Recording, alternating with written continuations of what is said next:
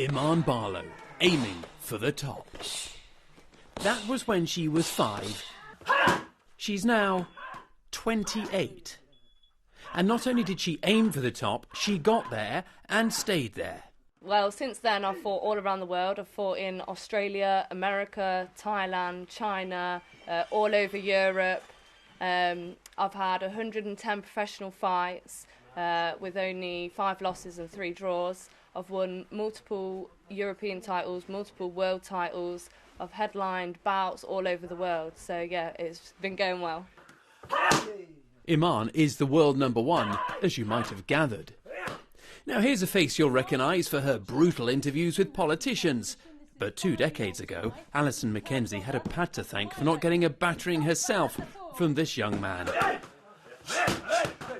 And here he is now.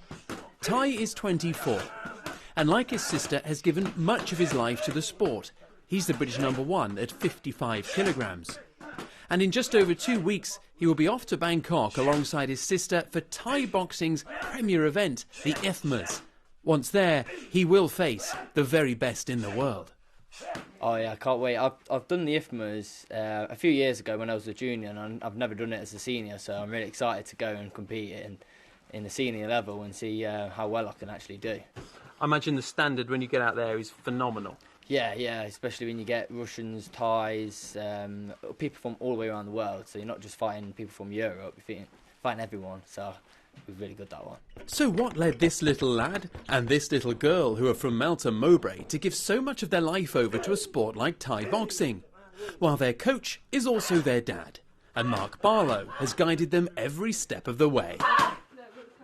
To see they're still at it and they've attained such a high level, you must be really proud.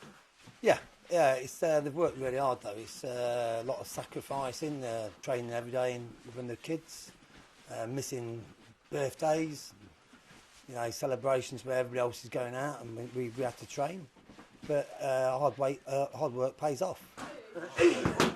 And they really do work hard, training often 6 days a week, plus early morning runs. So a lot has had to be sacrificed.